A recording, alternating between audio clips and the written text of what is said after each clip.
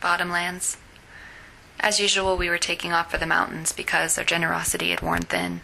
We told each other we were honing ourselves against these difficulties, but truth was, our strokes had gotten sloppy, and the metal was folding over on itself, that sacred edge. So we left. We went to a cabin built by some rangers at the highest point of access up that pile of rocks that made the mountain, that old mountain, crumbling before our eyes while everything went on living on top of it. We were up there with the old mines. Don't stomp off into the woods at night without a light. You'll jump over a log and fall into the ground, into a pit lined with rusted metal and swamped with water and whatever seeped out of the earth. And anyway, the point was going up, climbing. Lately, the earth down in the bottomlands had crept too close. It was trying to bury us. Every night in town, a baby owl shrieked outside my window, and I lay awake, feeling the warm dirt pressing up against the walls.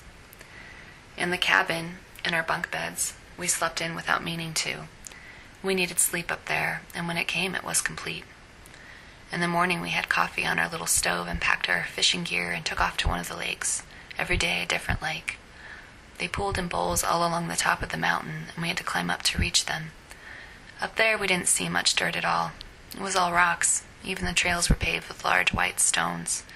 It was beautiful, but it wasn't easy. These hikes took all day. We went to the lakes to fish, but we never caught anything.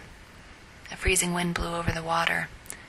We were back at the cabin before it got too dark, where we each took swigs of plastic bottle whiskey and got in the glacial creek to ice our legs so we'd be ready to do it all over again the next day. The pain was amazing. It was making a new space in us. One day, we'd be able to go back down and face the dirt and the people we'd stopped being able to love.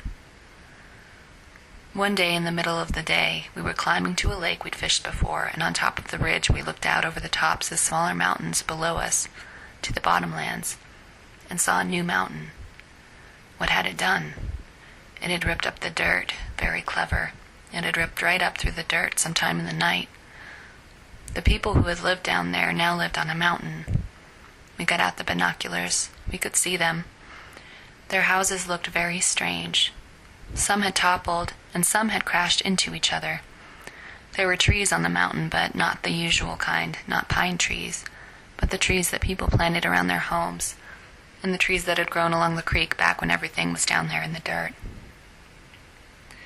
It was a sharp mountain, like all new mountains, and there were great, sharp rocks jutting up, higher even than the mountains we climbed. Are they trying to get down? It would be difficult. The mountain was steep and gave way to deep ravines and slopes of pure flat rock. It was beautiful.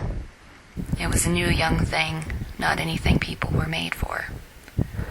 The people on the mountain seemed to realize this, that they were stuck up there, that everything had changed.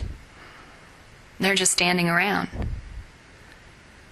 A few had already fallen and lay at the bottom of the mountain now. The light changed and transformed the new mountain with every hour.